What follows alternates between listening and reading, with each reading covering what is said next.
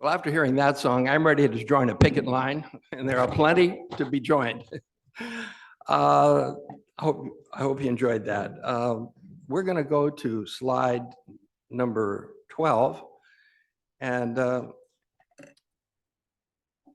let me say that the overriding reality facing organized labor is the steep decline in the unionized workforce since the 1950s, when about 1 out of 3 workers was in a union. President Roosevelt said that if he were to go to work in any factory, first thing he would do would be to join a union, as you can see in the PowerPoint. It's been projected. This was a poster created by the Congress of Industrial Organizations in the 1930s. Historians point to many reasons why there has been this decline. There was the 1947 Taft-Hartley Act, and that had many negative effects on organized labor, restricted the ability to have a fair opportunity to organize workers without undue influence by the employer. President Truman vetoed the Taft-Hartley Act and gave a speech to Congress when he was vetoing the bill. And that speech is very detailed, and it is a passionate analysis of the problems with that bill. In fact, he characterized the Taft-Hartley bill as a slave labor bill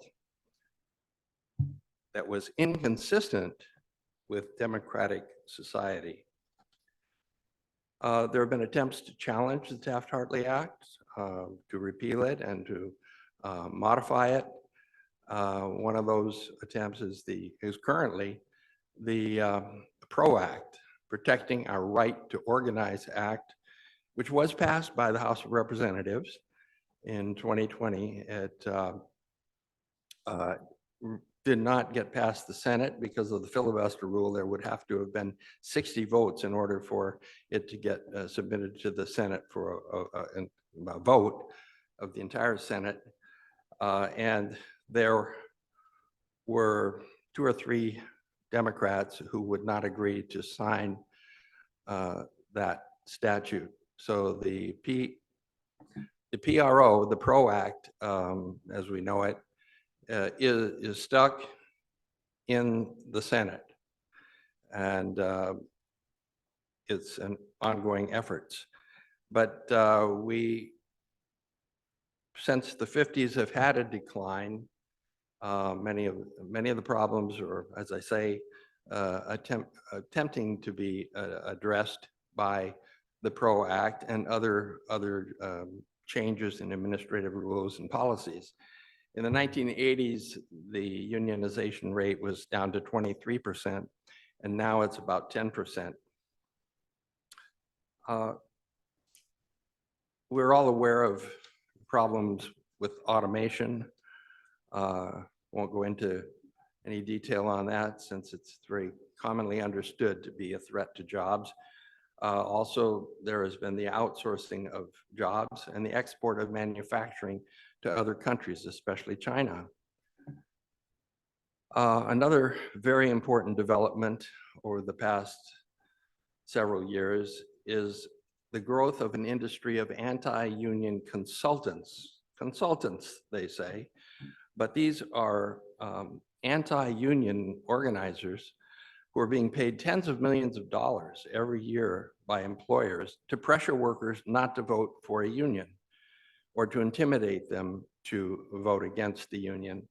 I'm not saying that all employers are violating the law or even a majority, but there have been enough problems so that the table has been tilted in favor of the employers, and unions need to have a level playing field in these elections so that we can get more realistic and fairer results. The Huffington Post, I just noticed, has published a 5-part series on the abuses of these anti-union consultants.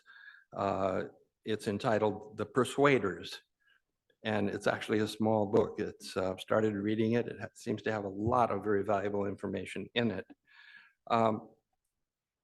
Another development has been artificial intelligence, known as AI, robotic technology, which is a serious threat to jobs in the minds of many, as all of the technology has been potentially. The prominent investment banking firm Goldman and Sachs has predicted that worldwide there may be in coming years as many as 300 million jobs lost or diminished because of AI. And I think we have another slide, number 6, which is going to be brought up now, which is the warning issued by one anonymous researcher. Do we have slide 6? I don't know if it's up there or not. Are you still there, Don?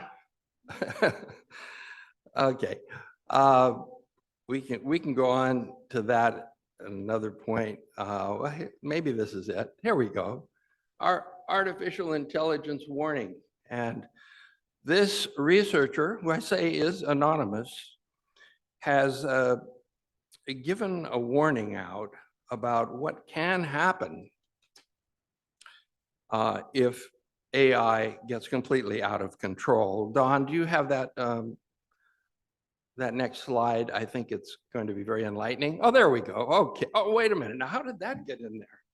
Oh my gosh. Okay. Well, that just goes to show you what can happen if AI gets completely out of control. Okay. Seriously, AI has been shown to have much potential in the way of improving medicine, science, engineering, and many other areas. But there is that danger, and research does indicate that there are ways to prevent the enormous displacement of jobs that could result, but I believe it's going to take a stronger movement of organized labor in order to avoid the very dangerous results that are possible from AI. On a more positive note, last year in August, the Gallup poll showed that 71% of Americans favor labor unions as a means of improving wages and working conditions. And of people who were in unions, 40% said that the union is extremely important in their lives. That's on a scale of 5, they voted 5. And another 28% voted 4 out of 5. So obviously very important. These results show that 68% of the people polled felt that being members of a union is very important in their lives. Researchers around the world, especially in Europe and Canada, have found that policies and procedures recommended by the PRO Act, those countries are experiencing less disruption of their labor unionization than in the US, and generally have more stable societies. A report from US News and World Report in 2021, also participated in by Wharton School of Business, found that the 3 most stable economies in the world are Switzerland, Germany, and Canada.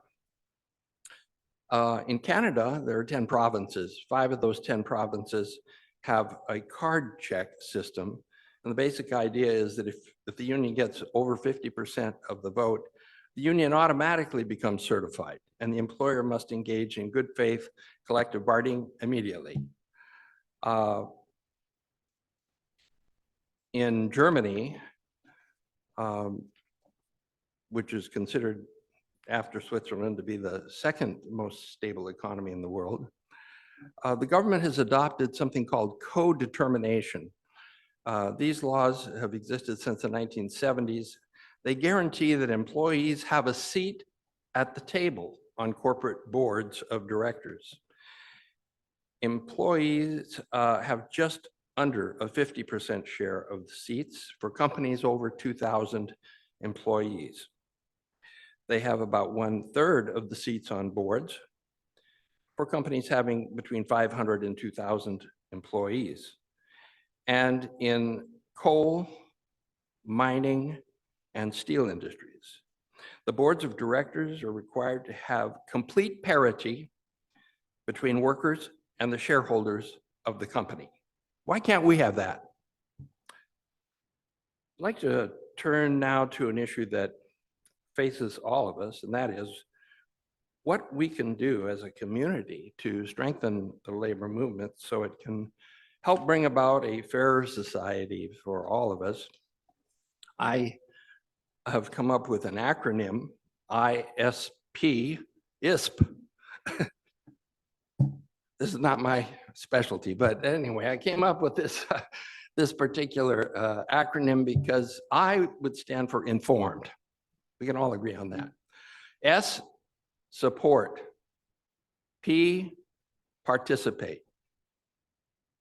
Okay, support and participate, I think, are self-explanatory. We know we have to support campaigns, boycotting, support candidates who are sympathetic to the goals of labor. Informed is a little more complicated. It's challenging because the commercial media being what it is.